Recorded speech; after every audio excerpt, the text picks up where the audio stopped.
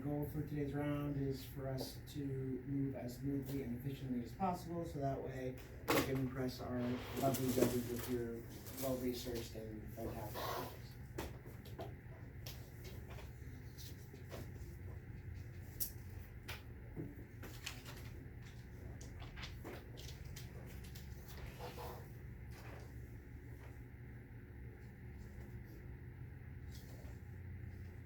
With that being said, a few reminders for the chamber.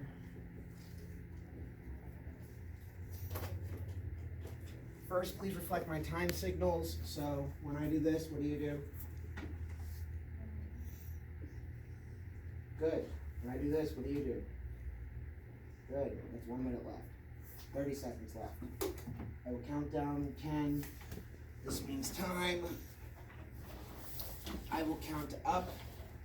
So 3 minutes and 5 seconds. At 3:06, I will start to bang the gavel. At 3:10, I will cut you off and start screaming like someone in a horror film. Please don't make me get to that point. During cross-examination, please be looking up at me from time to time. You may notice that I am pointing at you. It's not because I'm trying to make you uncomfortable. It is because I'm trying to get your attention so you know that you have the next question, so you can get yourself composed and we can get in as many questions as we possibly can. With that being said, senators, the way that I select speakers is going to be first based off priority. So, for example, if Senator So-Lee has not spoken and Senator Cho has spoken, Senator So-Lee, you would get the speech in order of priority. If those things are tied, like it will be for the overwhelming majority of this round, it'll be then based off of attempts. So if Senator Reyes has 2 attempts and Senator Park has 1 attempt, Senator Reyes, you'll have the floor. Then it'll go down to questions. If Senator Park, you have not spoken, attempted once, and Senator Nixon, you have not spoken, attempted once, and asked 2 questions versus Park's 1, Nixon, you would get the floor based on questions. We're going to go down to yields, and then I'll do random trivia, like 7 plus 2 or something like that. With that being said, senators, please reflect my times, or I already said that. Please keep your questions and answers short and to the point. Additionally, during cross-examination, if a speaker has clashed with you, please hold up a little C like this. So, for example, Senator Lance is speaking and says, Senator Park, you said this, but blah, blah, blah, blah, blah, blah. Right, and so let's say Senator Park has 5 questions and Senator Buhari has 4 questions. Normally, Senator Buhari, you would get the question. However, because the speaker clashed with Senator Park, you would get the question in that situation. Please hold up a little C like this. With that being said, are there any questions regarding the way that I preside? Phenomenal. I call this chamber of Congress into order. Are there any motions on the floor?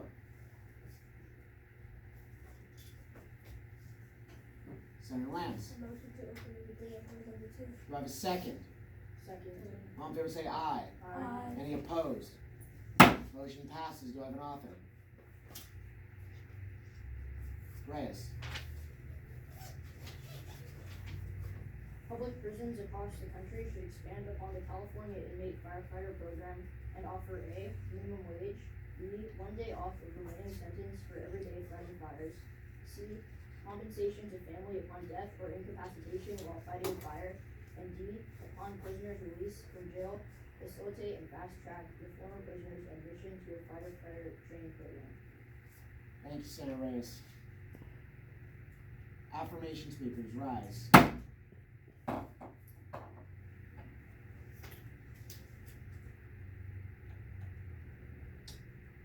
This is my favorite part of Congress. I love it.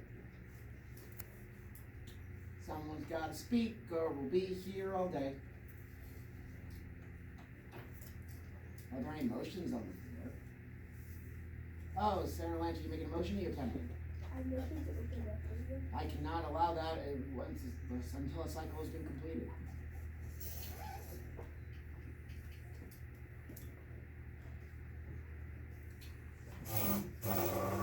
Senator Reyes, are you attempting?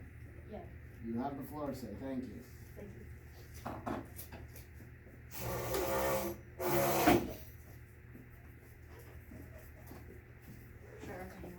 Absolutely.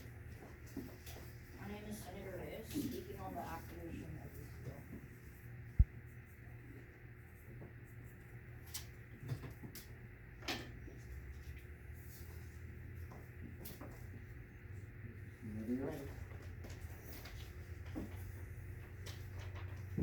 Currently, California employs about 3,100 state prisoners to help fight wildfires and other emergencies. With recent wildfires ravaging California, the California Department of Forestry and Fire Protection, or CAL FIRE, has called climate change a key driver of the trend of longer fire seasons and stated that there is a need for more firefighters and folks that are willing to put themselves in harm's way. Senators, it is because of this great need that we have the opportunity today to expand this California model nationwide, and that I'm on the affirmation of this bill.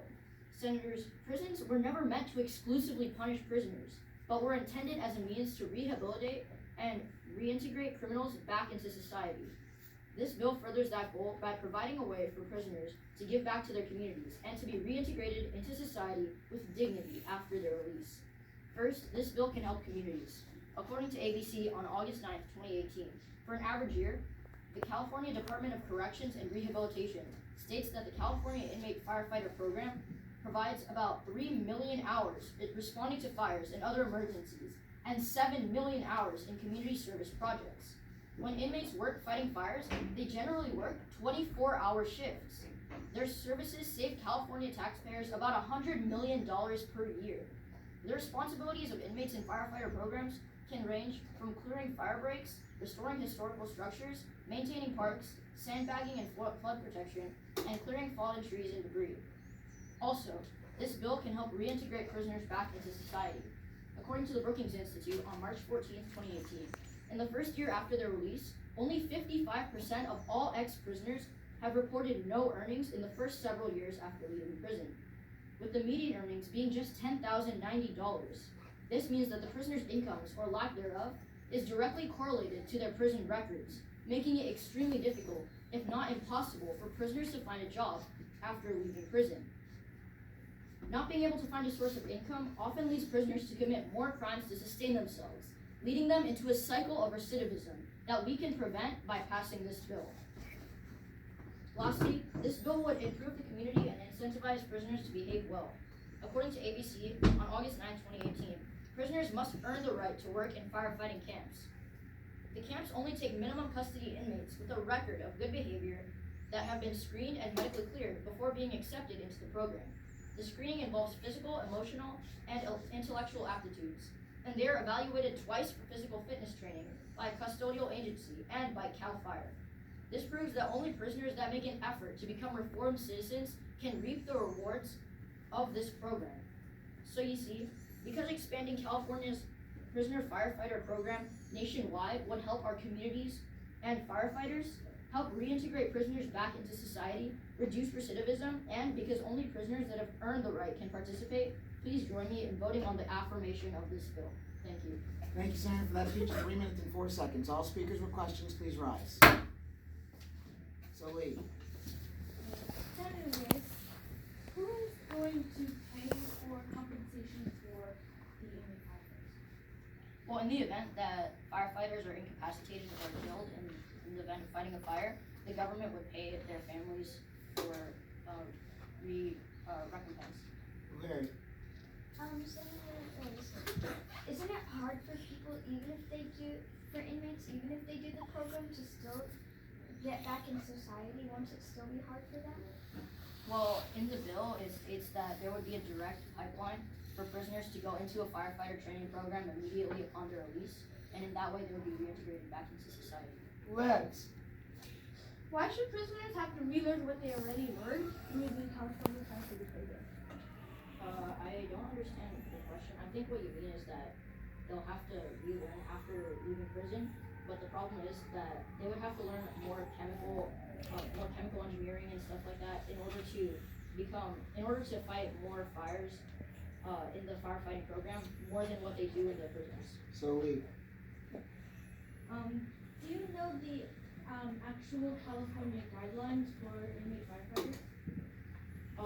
Yeah, they have to go through screening that involves physical, emotional, intellectual aptitudes, and they're evaluated twice for physical fitness by a custodial agency and by CAL FIRE. Larry.